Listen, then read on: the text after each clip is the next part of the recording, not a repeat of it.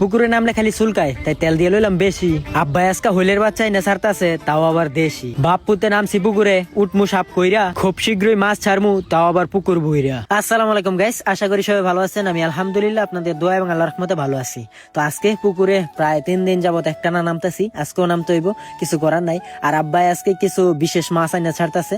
মানে উনি বাজারে গেছিল, বাজারের ভিতরে দেখছে যে অনেক গুড়া মাছ আছে, তো গুড়া মাছের মাঝখানে দুইটা শৈল টেকির বাচ্চা আছে, তাও আবার দেশি। তো যার কারণে আব্বাই দুইটা পলিথিনের ভিতরে বইরা তারপরে লইছে, কিন্তু একটা আনার পরে দেখা যাইতেছে অবস্থা খারাপ। এটা বাড়ি খাইছে আর কি, বাড়ি খাওয়ার পরে একটু শ্বাস নিতে পারতেছে না, কিন্তু এটা জেতা আছে, দুই একটা থারবা দিতেছে, থারবা দিয়ে জেতা করার চেষ্টা করতেছে। এটা বাইসে গেছে গা। আর আরেকটা যে রানছে এটা ছাড়ার সাথে সাথে একদম তলে গেছে গা। মানে হইল দুইটা একটু ছোট হইলে কিব, কিন্তু মনে করেন যেগুলো বড় হইলে বড় হইল হইলটা এগুলো একদম টাটকা দেশি মাছ। এইরকম সাইজের ফোনা আমি খুঁজতেছি, কিন্তু পাইতাছি না। এক জায়গায় আমি যোগাযোগ করছিলাম, এর থেকে ছোট ছোট সাইজের ফোনা প্রায় 11 থেকে 15 টাকা ফিস। তো এত দামি মাছ আইনা তো ছাড়া আমার পক্ষে সম্ভব না। তো যার কারণে আমি অপেক্ষা করতেছি, দেখি এলাকার ভিতরে যদি কোথাও মাছ পাই তাহলে মনে করেন যাই না সারণ দিব। তো পুকুরে নামার আগে রেডি হয়ে নিতেছি, সরিষার তেল ভাইতেছিলাম না, তাই সোয়াবিন তেলে মাইকে লইতেছি। কিছু করার নাই, একটা তেল দিলেই হয়। এটা আপাতত দিয়া লই, যাতে হাতে পায়ে পোকামাকড় ধরার আগে ফিসলে ভরে যেতে পারে। আর এই তেলটা দিয়ে নামতাছি, কারণ এই পুকুরে নামার পর উড়া দুরা খাচ্ছি গত 2 দিন যাবত, মনে করেন যে নাইমা কাজ করতে পারতাছি না। এখন আমি বুঝতে পারতাছি যে বদলিওয়ালার 1 ঘন্টা আগে কেন চলে গেছে। তারা মূলত 4 ঘন্টা যে কাজ করছে, 4 ঘন্টায় ঠিকছে কেমনে? আমরা তো এখানে 1 ঘন্টা টিকতে পারতাছিলাম না, অনেক চুলকাই যাচ্ছে। আমরা চুন দিছি, লবণ দিছি, সারতাছে না। তো আজকে আমি কথা বলছি মৎস্য বিশেষজ্ঞদের সাথে। উনি আমাকে বলছে যে মাছ ছাড়ার কয়দিন আগে গ্লেসিং পাউডার দানা দানা যেটা যুক্ত, এটা প্রায় প্রতি একরে 200 গ্রাম করে দইরা হিসাব করে পুরোটা পুকুরে দিয়ে দিতে, তাহলে পুকুরের পানিটা চুলকানিটা কমে যাবো গা। তো আমি বললাম যে ঠিক আছে, আজকে আপাতত ফেনা যতটুকু আছে ততটুকু কমাই নি, তারপরে ইনশাল্লাহ কালকে আমি গ্লেসিং পাউডার ব্যবস্থা কইরাই না পুকুরে ফালাই দিব। কারণ পুকুরে চুলকানি উঠলে তো নামন যাইতো না। আর আব্বাই কইতাছে আমরা তো পুকুরে ফেনাটা সাফ করার পর আর পুকুরে নামতাম না, তাহলে শুধু শুধু কেন আমরা গ্লেসিং পাউডার কিনবো? আপাতত ফেনা যতটুকু আছে ততটুকু পরিষ্কার করার চেষ্টা করি। 2 দিনে না পারি 3 দিনে করি, 3 দিনে করে শেষ করে দেই। আর মাছ কোথায় আছে যোগাযোগ করি। আমি বলছিলাম যে গাউসিয়া বা যাত্রাবাড়ির দিকে যাওয়ার চেষ্টা করবো, যদি ওইখানে যায় মাছ পাই, মেল মতো পাই, তাহলে কিছু কিছু মাছ আইনা ছাড়তে হইব। একসাথে পুরো পুকুরে মাছ ছাড়া আমার পক্ষে সম্ভব না। তো যার কারণে টুকটাক করে মাছ আনতে আনতে যতটুকু পারি ততটুকু দিমো আর কি।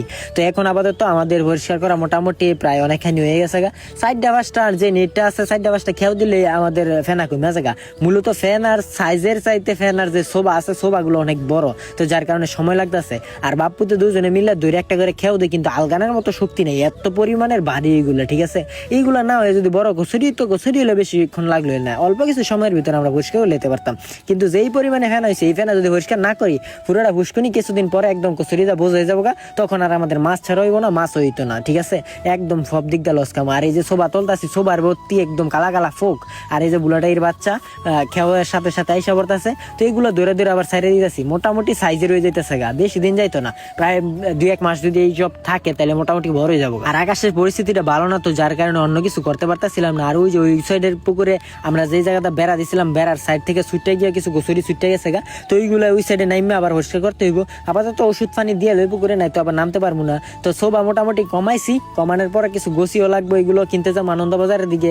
আবার আজকে হচ্ছে বৃহস্পতিবার, শুক্রবার গেলে শনিবার দিন যাইতে আনন্দবাজার, এছাড়া তো আর 8বারের দিন না। আর আমি কালকে শুক্রবারের দিন আছে, দেখি গাউসিয়ার ভিতরে যাই কিছু মাছ পাই কিনা। যদি পাই তাহলে ভাইলে আইনা সার মনে। আর মা ওইদিকে অপেক্ষা করতেছে, আমরা কখন উঠবো আর কখন যাবো। আজান দিয়া লাগছে, প্রায় অনেকখানি সময় হয়ে গেছে। আমার বাপের সময় হয় না, মূলত কাজ করে আইসা আমার সাথে সময় দিতেছে, এইটাই অনেক কিছু। উনিও মাঝে মধ্যে 2-1টা ভিডিও ছাড়ে, আব্দুল করিম নামে একটা আইডিয়া আছে, কমেন্ট বক্সে কমেন্ট করে মাঝে মধ্যে আইসা। আপনারা ওইখান থেকে দেখে হইলে অন্তত ফলো দিয়ে দিন। ওনার ভিডিওগুলো কেমন লাগে অবশ্যই জানাইন, কারণ আমার আব্বাই কষ্ট করে আপনাদের একটু বিনোদন দেওয়ার জন্য, আপনাদের একটু ভালোবাসার জন্য। আমি যে এখনো আমার বাবার সাথে এত কিছু কাজ করতেছি, এটাই আমার কাছে অনেক কিছু। ঠিক আছে, আর বর্ষার সিজন প্রায় আইসা পড়ছে, কিছুদিনের ভিতরে দেখুন জোয়ারের পানি আইতাছে, তখন মাছ ধরবো বাবা আর আমি একসাথে। তারপরে আমাদের জাল আছে, জাল বানিয়েছিলাম, ওইগুলা থুয়া দিছি, ওইগুলা দিয়ে মাছ ধরবো। অনেক কিছু দেখবেন ইনশাল্লাহ। তো গত বছরের সিজনে তো আমরা তেমন একটা কিছু করতে পারি না, তারপর অনেক কিছু চেষ্টা করছি করার জন্য। বর্ষার পানিটা কম ছিল, কম থাকার কারণে তেমন কিছু হয় নাই। তো এই বছর বর্ষাকালে আমরা পুকুর অলরেডি কিনে রাখছি, ওইগুলোর ভিতরে মাছ আটকামু। আবার বড় একটা পুকুর আছে, গত বছর ডাগে আমি পাই নাই, ওই পুকুরটাও কেনার চেষ্টা করবো। তারপরে আবার মাছ তো এবার বা ভরপুর যদি পানি হয় তাহলে মাছও ধরবো ইনশাল্লাহ। তো যাক, মোটামুটি অনেকক্ষণ যাবত আব্বাই বাস দিয়া আনতাছিল, এখন আমি আনার চেষ্টা করতেছি, অনেক হেল্প করছি। কিন্তু আমি চুলকানির জ্বালায় বাঁচতাছি না, যতই তেল দিই চুলকানির জায়গাতে রয়ে গেছে। ঠিক আছে, আর পারতাছি না। এখন প্রায় আধা ঘন্টার বেশি করছি কাজ, কিন্তু কাজ আগাইছে, কিন্তু সময়ও গেছে মোটামুটি অল্প। আর অনেক সময় করতে পারতাম চাইলে, কিন্তু চুলকানির জ্বালায় আর থাকতে পারতাছি না।